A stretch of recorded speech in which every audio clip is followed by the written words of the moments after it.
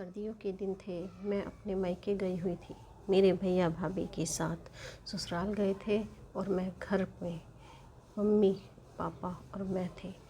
उस दिन ठंड बहुत थी। मेरे दिल कर रहा था कि आज मेरी कोई गर्मा गर्म खुदाई कर दे। मैं दिल ही दिल में सोच रही थी कि कोई आए और मेरी खुदाई करे कि अचानक दरवाजे की घंटी बजी। मैंने दरवाज़ा खोला तो मैंने सामने देखा 4 आदमी खड़े थे, एकदम तंदुरुस्त और चौड़ी छाती वाले। फिर पीछे से पापा की आवाज़ आई, ओए मेरे जिगरी यारो, आज कैसे रास्ता भूल गए। वो भी हंसते हुए अंदर आ गए और पापा को मिलने लगे। पापा ने बताया कि हम सब आर्मी में इकट्ठे थे। एक राठौर अंकल, दूसरे शर्मा अंकल, तीसरे सिंह अंकल और चौथे राणा अंकल। सभी एक्स आर्मी मैन थे। वो सभी मुझे मिले और सभी ने मुझे गले से लगाया। क्या लगाया? सब ने अपनी छाती से मेरे को ठाकुर अपनी छातियों से मेरे ठाकुरों को दबाया। मैं समझ गई कि ये सभी ठरकी है। अगर किसी को भी लाइन दूंगी तो झट से पट जाएंगे।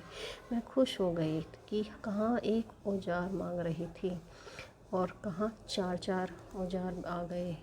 पापा उनके साथ अंदर बैठे थे और मैं चाय लेकर गई। जैसे ही मैं चाय रखने के लिए झुकी तो साथ ही बैठे राठौर अंकल ने मेरी पीठ पर हाथ फेरते हुए कहा, कोमल बेटी, तुम बताओ क्या करती हो। मैं चाय रख कर राठौर अंकल के पास ही सोफे के हत्थे पर बैठ गई और अपने बारे में बताने लगी। साथ ही राठौर अंकल मेरी पीठ पर हाथ चलाते रहे और फिर बातों ही बातों उनका हाथ मेरी कमर से होते हुए मेरे तक पहुंच गया। यह बात बाकी फौजियों ने भी नोट कर ली, सिवाय मेरे पापा के। फिर मम्मी की आवाज़ आई तो मैं बाहर चली गई और फिर कुछ खाने के लिए लेकर आई। फिर रात को जब मैं झुक कर नाश्ता परोस रही थी तो उन चारों का ध्यान मेरी तरफ था और मैंने भी उनके थैले में हलचल होती देख रही थी। अब फिर मैं राठौर अंकल के पास ही बैठ गई ताकि वो भी मेरे दिल की बात समझ सके। मगर वो ही क्या, उनके सारे दोस्त मेरे दिल की बात समझ गए। वो सारे मेरे गहरे गले में से दिख रहे मेरे ठाकुर पहाड़ और मेरी मदमस्त जवानी को बेचैन निगाहों से देख रहे थे। और राठौर अंकल तो मेरी से हाथ ही नहीं हटा रहे थे। फिर उनके लिए खाना बनाने के लिए मैं रसोई में आ गई। हमने उनके पीने का इंतज़ाम ऊपर के कमरे में कर दिया। ड्रिंक के एक दौर के बाद सब ने खाना खा लिया। फिर मैंने और मम्मी ने भी खाना खा लिया और लेट गई। मम्मी ने तो नींद की गोलियां खाई और सो गई, पर मुझे कहाँ नींद आने वाली थी। घर में 4 औजार हो और मैं बिना खुदाई के सो जाऊं, ऐसा कैसे हो सकता है। मैं ऊपर के कमरे में चली गई। वहाँ पर फिर ड्रिंक्स का दौर चल रहा था।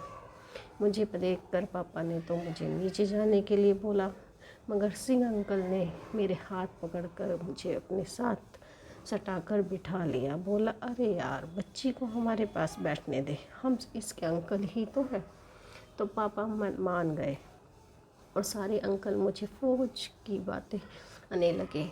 फिर वो सभी पीते रहे, मगर वो सभी पापा के बड़े बड़े ग्लास में ड्रिंक्स देते रहे और खुद छोटे छोटे ले रहे थे।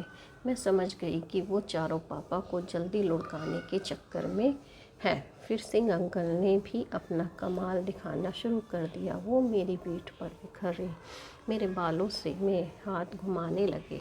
जब मेरी तरफ से कोई विरोध नहीं देखा, पहाड़ों पर भी हाथ घुमाने लगे। पापा का चेहरा हमारी तरफ सीधा नहीं था, मगर फिर भी अंकल सावधानी से अपना काम कर रहे थे। फिर वो बगल में से हाथ घुसाकर को टटोलने लगे, मगर अपना हाथ मेरी पर नहीं ला सकते थे, क्योंकि पापा देख लेते तो सारा काम बिगड़ सकता था।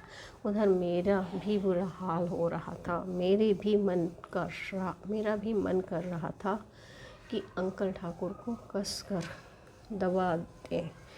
फिर मैंने अपनी पीठ पर बिखरे बाल कंधे के ऊपर से आगे को लटका दिए, जिससे एक ठाकुर मेरे बालों से ढक गया। सिंह अंकल तो मेरे इस कारनामे से खुश हो गए। उन्होंने अपना हाथ बगल में से आगे निकाला और बालों के नीचे से मेरी तो आह निकल गई, मगर मेरे होठों में ही दब गई। हमारी हरकतें पापा के दूसरे दोस्त भी देख रहे थे, मगर उनको पता था कि आज रात उनका भी नंबर आएगा। अब मेरा मन दोनों ठाकुरों को एक साथ का कर रहा था। मैं बेचैन हो रही थी, मगर पापा तो इतनी पी कर भी नहीं लुढ़के रहे थे। मैं उठी और बाहर आ गई और साथ ही सिंह अंकल को बाहर आने का इशारा कर दिया और पापा को बोल दिया मैं सोने जा रही हूँ। मैं बाहर आई और अंधेरे की तरफ खड़ी हो गई। थोड़ी देर में सिंह अंकल फ़ोन पर बात करने लगे। करते करते बाहर आ गए। मैंने उनको धीमी सी आवाज़ दी और वो मेरी तरफ आ गए और आते ही मुझको अपनी में भर लिया और मेरे ज़ोर ज़ोर से फिर बड़े बड़े ठाकुरों को अपने हाथों में लेकर खेलने लगे। मैं भी उनके बैट के साथ खेलने लगी। अभी 5 मिनट ही हुए थे कि पापा बाहर आ गए और सिंह अंकल को आवाज़ दी, ओए सिंह यार, कहाँ बात कर रहा है, इतनी लंबी जल्दी अंदर आ। तो सिंह अंकल जल्दी से पापा की ओर चले गए। अंधेरे होने की वजह से वहाँ मुझे नहीं देख सके। मैं वहीं खड़ी रही कि शायद अंकल फिर आएंगे, मगर थोड़ी देर में ही राणा अंकल बाहर आ गए और सीधे अंधेरे की तरफ आ गए, जैसे उनको पता हो कि मैं कहाँ खड़ी हूँ। शायद सिंह अंकल ने उनको बता दिया होगा। आते ही वो भी मुझ पर टूट पड़े और वही सब करने लगे जो सिंह अंकल करके गए थे। शायद सिंह अंकल ने उन्हें बताया होगा। मैं भी उनका बखूबी साथ दे रही थी। तभी शर्मा अंकल की आवाज़ आई, अरे राणा तू चल अब अंदर, मेरी बारी आ गई। अचानक आई आवाज़ से हम लोग डर गए। हमें पता नहीं चला था कि कोई आ रहा है। फिर राणा अंकल चले गए और शर्मा अंकल मेरे साथ खेलने लगे। वो भी पूरे मज़े के साथ करने लगे।